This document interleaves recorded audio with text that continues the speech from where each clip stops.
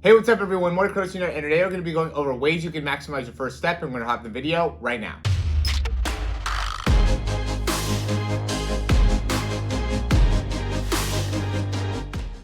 Okay, so I first made this video yesterday, but I ended up having a little bit of issues with my iPad and how it was actually able to save. So now I'm actually in Seattle as I'm preparing for the 100-meter race here coming up. And as I'm preparing, I noticed that this is something that I could work on within my start, and I thought I would share it with you guys just to be able to help you in improving your own overall speed. So we'll go ahead and hop into that right now. A big thing that we are really focusing on here is going to be, how we can improve that actual leg drive. So you can see here with me and how I'm bringing my front foot forward. And then we have Christian Coleman here on the left, and comparing him and how he's able to really maximize that first step. And what really stood out to me here is, one, that spine angle. You can see I'm a little bit further down. And I think part of that reason has to do with the actual position of my arm and how I could bring that arm a little bit higher up to really be able to maximize my hip extension coming all the way through, right? And then the other thing that really stood out to me is the position of the leg. And I think this is something that will help you guys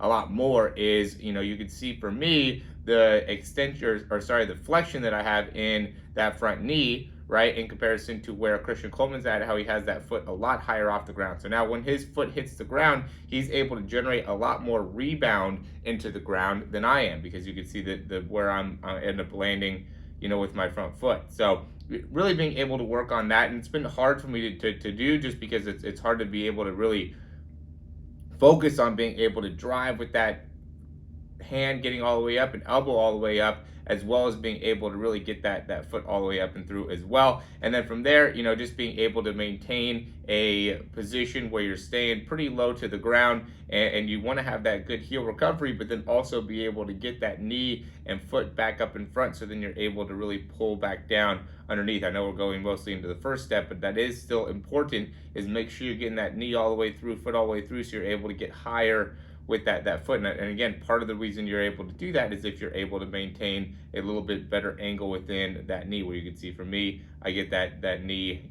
my knee is a little bit more extended, right, where Christian Coleman's able to maintain a little bit better flexion overall within his body. And I think that ends up making a big difference here in being able to really generate force down into the ground.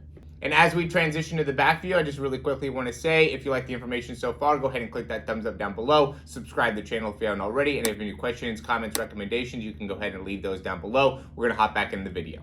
I also quickly want to say the inspiration behind making this video is through the Reddit thread on sprinting, where I've seen a lot of people that have been posting their sprinting videos asking for help. And so I just want to be able to post this video, which should be able to provide help for everybody rather than continuing to have to say the same things over and over again. So that first step ends up being a big thing. And again, we're going to take a look at the back view here, which I think is also really important. Everybody seems to always be taking videos from the side, but from the back, you could really get some good information about how you're going through the sprint. So we can see here on the left, how I end up going and starting, and I'm really extended here with my arms, and you can see what ends up happening is that I end up shifting my weight over to the side as I initiate the movement. And as we know, we really want to make this as efficient as we possibly can when we're getting out of the blocks. And so seeing that I'm shifting my weight over to the side a lot, as I went through this one, you could see I went and actually shifted my weight over to the side manually, got a little bit more bend in the elbows, and that helped me in being able to get out of the blocks a little bit more effectively. I still kind of shifted over a little bit there, but not near as much as I was before. And so that's something that I'm just working on, is being able to figure out how to,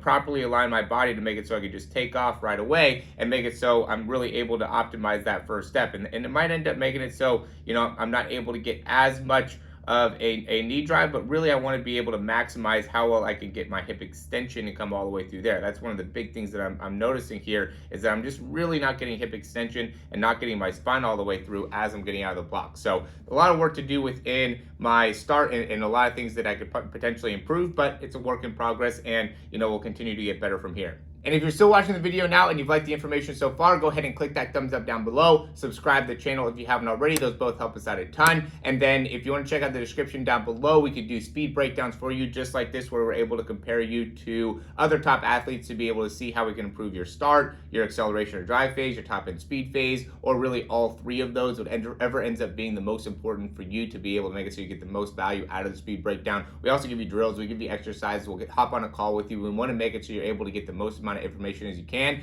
And really working with a speed coach or somebody that's going to be able to focus on your mechanics, I think is critical in being able to actually improve your speed. I always say this, that it ends up going a lot to your mechanics. If you don't have the right speed mechanics, then you're really not going to be able to maximize your ability to run as fast as you possibly can. So highly recommend you guys going and checking that out down below, because I really do think that's going to help you out. And then also, if you want to do the speed program, that's just going to give you more access to exercises, more access to consistent development of your speed. Again, I really recommend you guys doing that as well, just because you're going to get 12 weeks of programming that's going to be specific to you. It's not something that you just like plug and play. I see a lot of different programs that are out there right now where just like, hey, yeah, do this exercise, do this exercise. And I'm sure that that'll work to some degree, but really being able to customize it and make it so it's focused on your individual improvement, I think is going to be the most beneficial in making sure that you're able to make consistent strides as you're continuing to move forward. We also have some free things down below. We have an ebook. You can get a 7-day free trial for our speed program. So there's a few things that are free in that description. So check that out down below. As always, guys, thanks for watching the videos, and we'll talk to you soon.